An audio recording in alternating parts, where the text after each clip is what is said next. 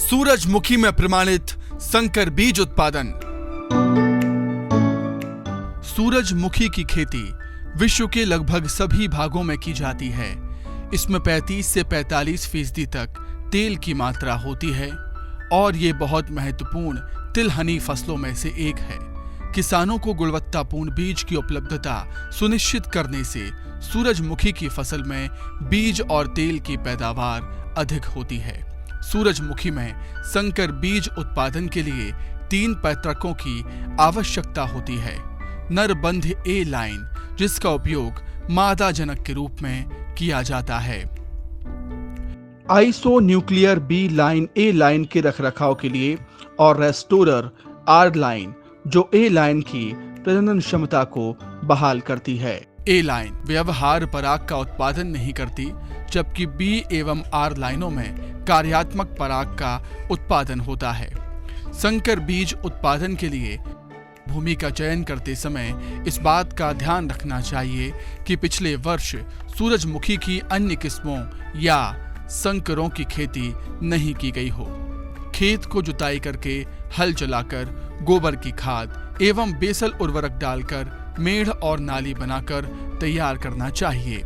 खाद एवं उर्वरक का मूल अनुप्रयोग में 5 से 6 टन गोबर की खाद, 40 किलोग्राम नत्रजन, 40 किलोग्राम फास्फोरस और 40 किलोग्राम पोटाश प्रति हेक्टेयर शामिल है।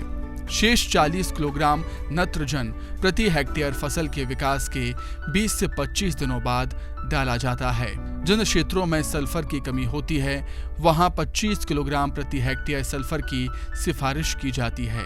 बीज एवं मृदा जनित रोग जनकों से बचाव के लिए बाविस्टिन या कैप्टान या थीरम 2 ग्राम प्रति किलोग्राम बीज की दर से बीज उपचारित करना चाहिए।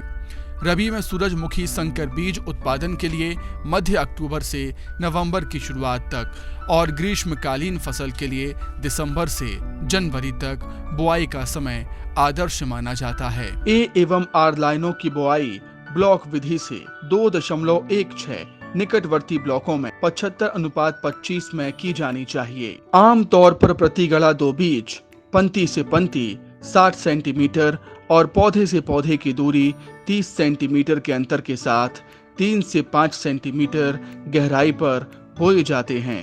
प्रमाणित संकर बीज उत्पादन के लिए ए लाइन की बीज दर 3.75 किलोग्राम प्रति हेक्टेयर एवं आर लाइन की 1.25 किलोग्राम प्रति हेक्टेयर की सिफारिश की जाती है।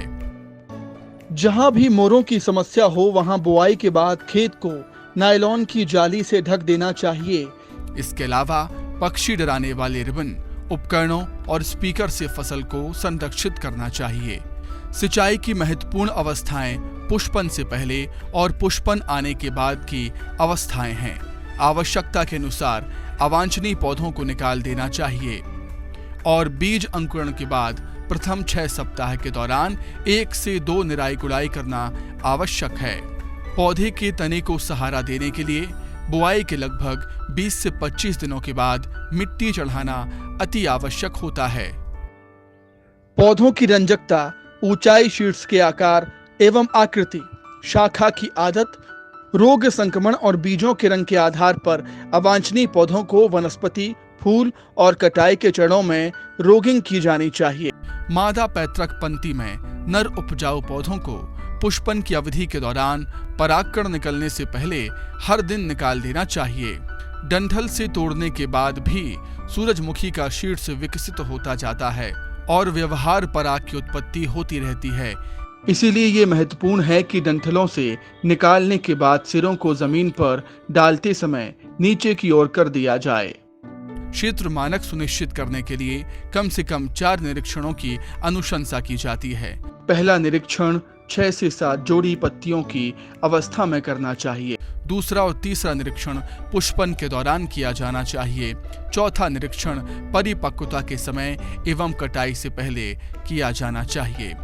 आनुवंशिक शुद्धता सुनिश्चित करने के लिए बीज क्षेत्रों को न्यूनतम 400 मीटर अलगाव दूरी प्रदान करके संदूषणों से अलग किया जाना चाहिए। बीज भराव और बीज की गुणवत्ता में सुधार के लिए सूरजमुखी की फसल में रे फ्लोरेट खुलने की शुरुआत में मादा पैतृक पर 0.2% बोरेक्स का छिड़काव करने की सिफारिश की जाती है। सूरजमुखी में एंथेसिस 10 से 12 दिनों तक चलता है। सुबह 8 बजे से 11 बजे तक आर लाइन से एकत्र किए गए परागकणों का उपयोग सूरजमुखी के बीज पैतृक की संपूर्ण एंथेसिस अवधि को कवर करने के लिए एक दिन छोड़कर मैन्युअल रूप से ए लाइन में परागण के लिए किया जाता है। उचित परागण के लिए ऊंट के बाल वाले ब्रश या मलमल के कपड़े से ढकी रुई का उपयोग परागकणों को छूने और बीज पैतृक के स्टिग्मा पर रगड़ने में किया जाता है। उचित निषेचन और बीज निर्धारण सुनिश्चित करने के लिए एक पुष्प के शीट्स में कम से कम 3 बार परागण की सिफारिश की जाती है। रेफ्रिजरेटर में एकत्र और संग्रहित परागकणों का उपयोग भी संकर बीज उत्पादन में परागण के लिए किया जा सकता है। Cutworm, semi looper, Spodoptera, Bihar बालों वाली कैटरपिलर, हेड बोरर और लीफ हॉपर सूरजमुखी के महत्वपूर्ण कीट हैं। सूरजमुखी में कीट प्रबंधन के लिए एकीकृत कीट प्रबंधन मॉड्यूल का पालन किया जाना चाहिए। बारिश के मौसम में अल्टरनेरिया ब्लाइट एक गंभीर समस्या है। बुआई के 30 और 45 दिन बाद प्रोपिकोनाजोल 1 मिलीलीटर प्रति लीटर पानी की दर से 2 छिड़काव करने से अल्टरनेरिया ब्लाइट को प्रभावी ढंग से नियंत्रित किया जा सकता है। सूरजमुखी में अन्य महत्वपूर्ण रोग downy mildew, powdery mildew, charcoal सड़न और सूरजमुखी नेक्रोसिस रोग है। सूरजमुखी की फसल में रोगों को नियंत्रित करने के लिए एकीकृत रोग प्रबंधन प्रथाओं का पालन किया जाना चाहिए। फसल की कटाई तब की जा सकती है जब ऊपरी पत्तियां सूख जाएं, फूल मुरझा जाएं और शीर्ष पीले रंग के हो जाएं। उपज हानि से बचने के लिए इस दौरान पक्षियों पर नियंत्रण रखना बहुत महत्वपूर्ण है। शीर्षों को कैंची या चाकू से काट लेना चाहिए। काटने के बाद सिरों को खलिहान में धूप में सुखाया जाता है और मशीन से गहाई की जाती है। थ्रेसिंग के लिए जाने से पहले मशीन की साफ सफाई सुनिश्चित करना जरूरी है। भंडारण से पहले ये सुनिश्चित कर देना चाहिए कि बीजों में नमी की मात्रा 8 से 10% होनी चाहिए। पैकिंग एवं भंडारण के लिए जाने से पहले बीजों को साफ और वर्गीकृत किया जाना भी जरूरी है। बीज की औसत उपज 5 से 7.5 कुंटल प्रति हेक्टेयर होती है। गोदाम में या कोल्ड स्टोरेज में भंडारण से पहले बीजों को बोरी या पॉलीथिन पाउच में पैक किया जाना चाहिए। बीज प्रमाणीकरण के लिए बीज को भारतीय न्यूनतम बीज प्रमाणीकरण मानकों द्वारा अनुशंसित बीज मानकों को पूरा करना चाहिए। बीज परीक्षण प्रयोगशाला में बीज की गुणवत्ता का परीक्षण और पुष्टि करने के बाद ही प्रमाण पत्र, प्रमाणीकरण टैग जारी करना चाहिए।